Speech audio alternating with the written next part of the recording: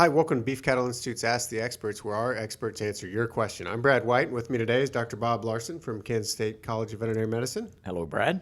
And Dr. Philip Lancaster, also from the Kansas State College of Veterinary Medicine. Hi, Brad.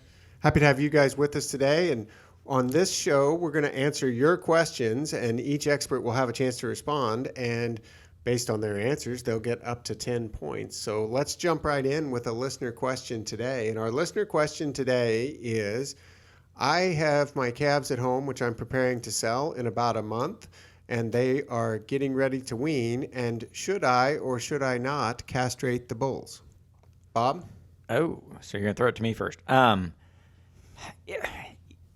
pausing a little bit because this isn't as easy as a question as you would think a veterinarian would answer. But I'm going to say yes, because I think from the health of the calf, it's better to do the surgery at the farm of origin and have time to heal before he's shipped. I think that's going to work out best, least likely to have complications.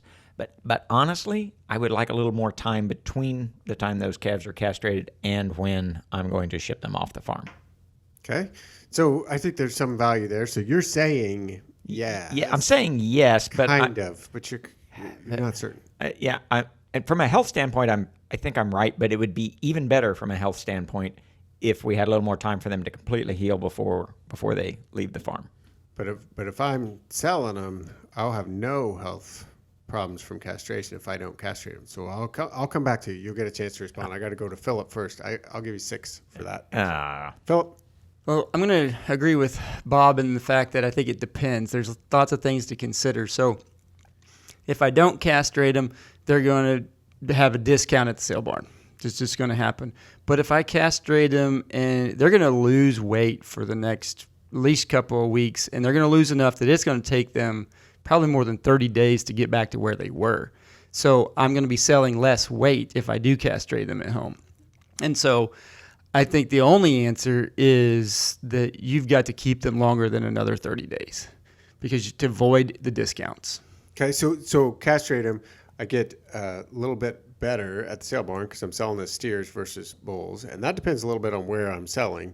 But if I'm going to do that, keep them longer than 30 days so they have a chance to recover that weight. All right, Bob? Yeah, I totally agree and I did leave out what I thought everybody. Philip got 8 points for that answer, by the way. But so yes, you'll get a price discount for bulls compared to steers of the same weight. And Philip is exactly right though. But if I don't manage this right, as in giving enough time post-surgery for those calves to completely heal, get their weight back, and be ready to go, I may have given back the money that I gained from a price advantage in a weight disadvantage.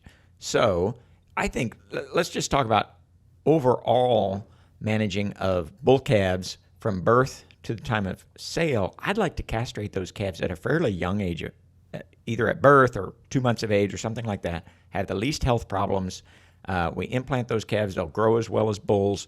I get all the advantages of kind of an early intervention and no problems with weight loss at around the time of weaning.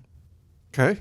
Yeah, absolutely. So you would say even castrate them well before even earlier. Yeah. Which is great advice, but for not super helpful to me right now today. Right. It's for next year. Philip? Well, I think that for right now today, the thing to do is to castrate them, plan on keeping them longer, and get, have some feed, and that'll boost that recovery of weight a little faster in 60 days, and you'll have that weight, obviously have that weight back and probably even more weight to sell. And they'll do better price. So absolutely, bringing in potentially an implant into the equation, I think can be helpful, but you've got to have the nutrition and value to get there. So I think both excellent points. Philip actually provided a fair bit of information for what we could do today. And for that, Philip's going to end up with 9. And Bob, you've got 7.